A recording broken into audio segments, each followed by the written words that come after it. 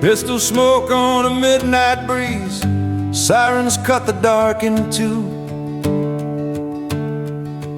Neon flickered at Murphy's bar on the edge of Avenue Q. Somebody cried, somebody ran, somebody hit the floor. By the time the law came crashing in, there was blood across the door.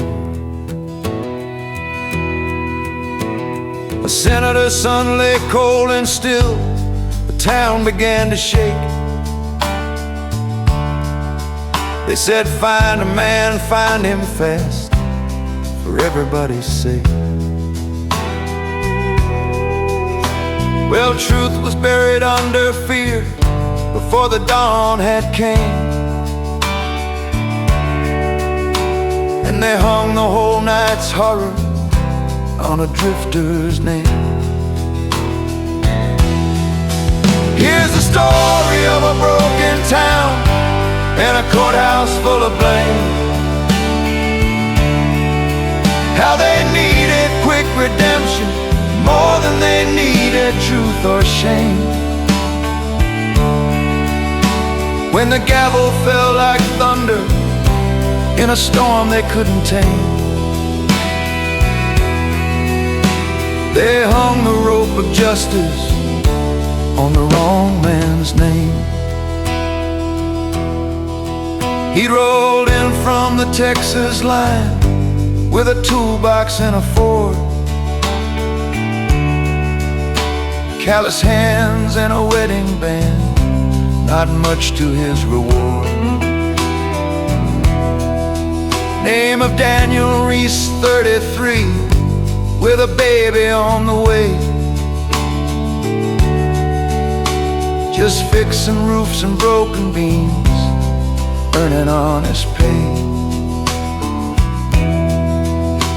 But he'd had a drink in Murphy's bar before he hit the road, paid in cash and tipped the band, then stepped into the cold.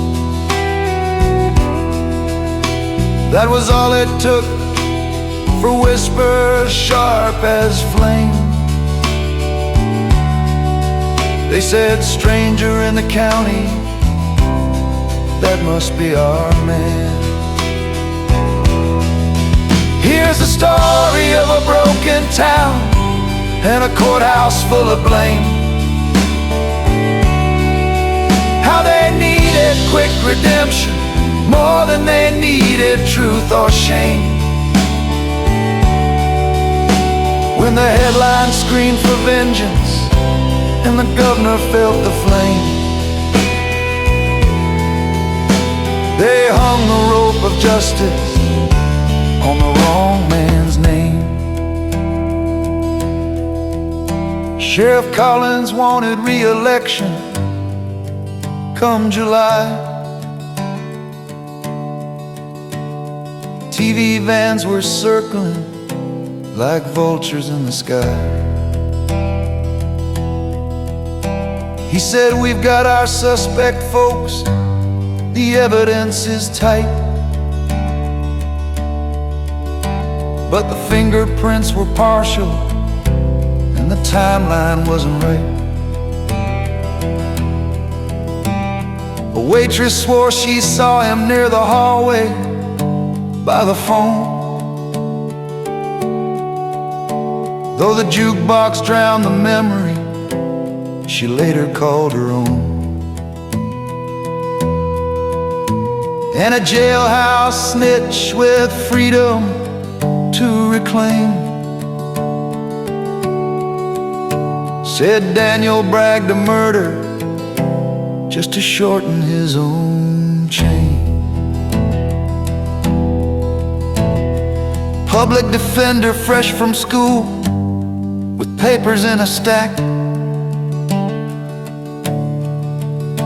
tried to point at missing pieces, everybody else ignored the facts. Security tape was misplaced, gunpowder test unclear. And the senator's grieving father said, conviction's all we hear. 12 good citizens with trembling hands, in doubt they wouldn't show, locked inside a back room where the world said, go, go, go.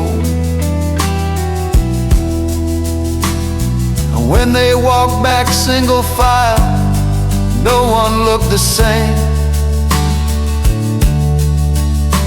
They handed down forever on a half-assembled frame. Here's the story of a broken town in a courthouse full of blame. How they needed quick redemption more than they needed truth or shame. When the switch was pulled at sunrise and the sky turned red with flame,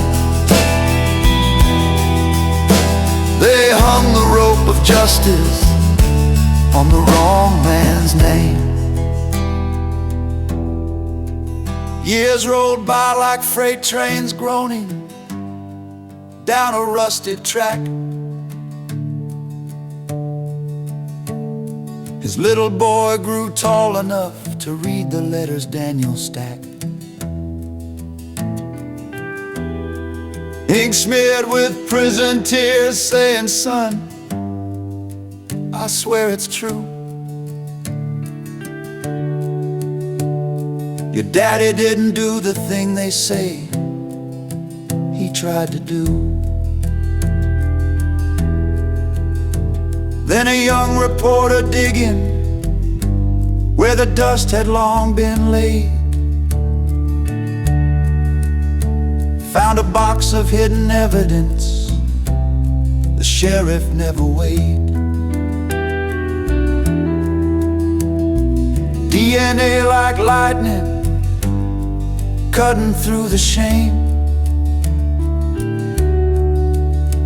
pointed to a local heir with power, wealth, and fame. The senator's son had owed some debts to men he couldn't name,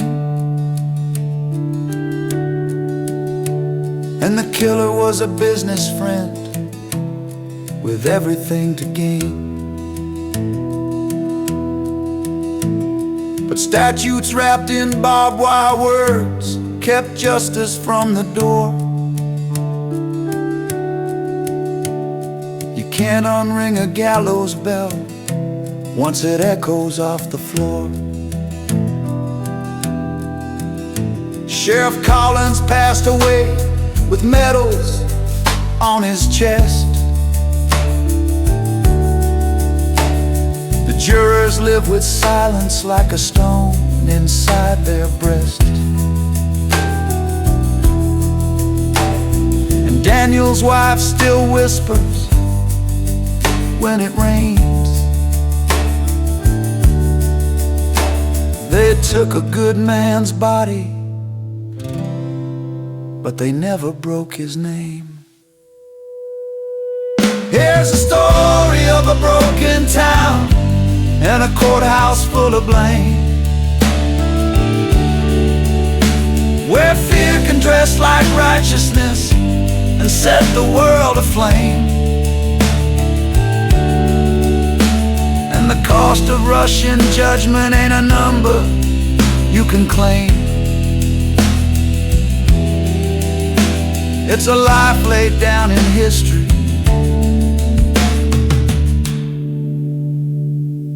when they hang the wrong man's name.